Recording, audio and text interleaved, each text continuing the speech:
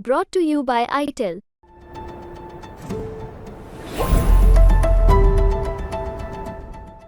देखो ऐसा है, अब इमरती जी का रस खत्म हो गया, जो अंदर चाशनी होती है, अब उनके लिए मैं कुछ बात नहीं। अभी आपने जो बयान सुना वो मध्य प्रदेश कांग्रेस के अध्यक्ष जीतू पटवारी का है और जिस महिला को लेकर उन्होंने ये बयान दिया है वो हैं बीजेपी नेता इमरती देवी, जो मध्य प्रदेश की डबरा सीट से 3 बार की विधायक और बीजेपी सरकार में मंत्री भी रह चुकी हैं।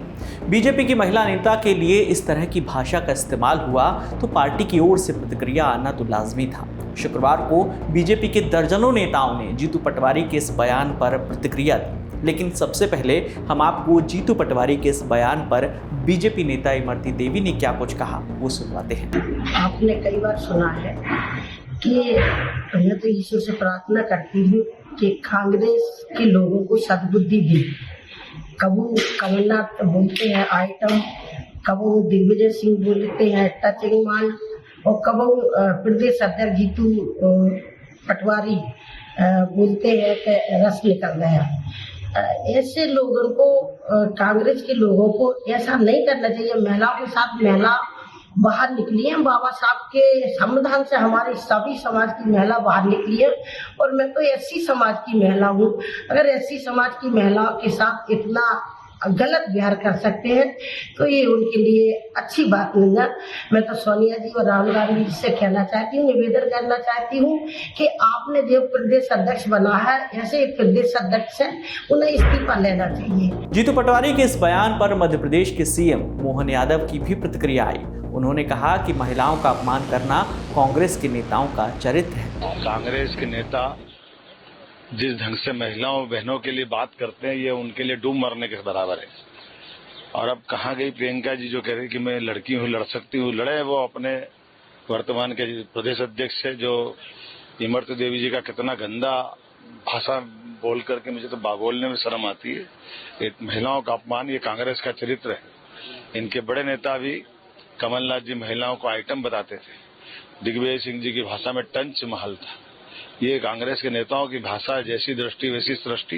उम्मीद करता हूं कि तुरंत उनको अपने पद से इस्तीफा देना चाहिए और कांग्रेस को ऐसी कड़ी कार्रवाई करना चाहिए जो दिखे कि हाँ ये माता बहनों का इज्जत करना जानते हैं। इनकी जो चरित्र है वो उसी तरह रहेंगे।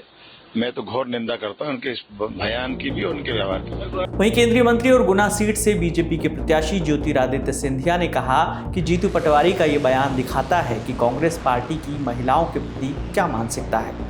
कांग्रेस के प्रदेश अध्यक्ष के द्वारा ये मानसिकता दिखाती है कांग्रेस प्रदेश के अध्यक्ष की महिलाओं के प्रति, कांग्रेस पार्टी की महिलाओं के प्रति, और जो निम्न स्थिति तक गिर चुकी है कांग्रेस, इसका जवाब कांग्रेस को सारे प्रदेश की महिलाएं आने वाले दिनों में देंगी।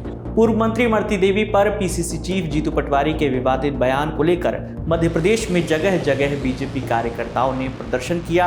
इंदौर में बीजेपी की महिला कार्यकर्ता जीतू पटवारी के घर पर चूड़ियां लेकर पहुंच गई।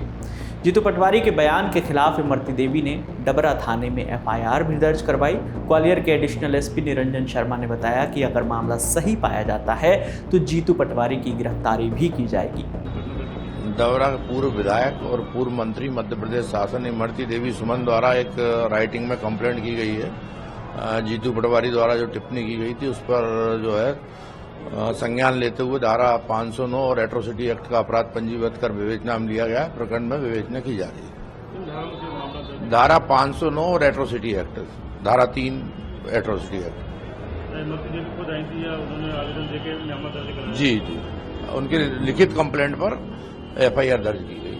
क्या कार्रवाई की जाएगी पुलिस द्वारा? प्रकरण में विवेचना की जाकर अग्रिम कार्रवाई की जाएगी। वहीं भाजपा के प्रदेश अध्यक्ष वी डी शर्मा ने कहा कि भारतीय जनता पार्टी महिलाओं का अपमान बर्दाश्त नहीं करेगी। जीतू पटवारी का पुरजोर विरोध किया जाएगा। पटवारी की ओर से भाजपा नेता इमरती देवी के खिलाफ अशोभनीय टिप्पणी की गई है, जिसके विरोध में भाजपा कार्यकर्ता और महिला मोर्चा विरोध प्रदर्शन करेंगे। जीतू पटवारी का पुतला दहन करके विरोध प्रदर्शन किया जाएगा।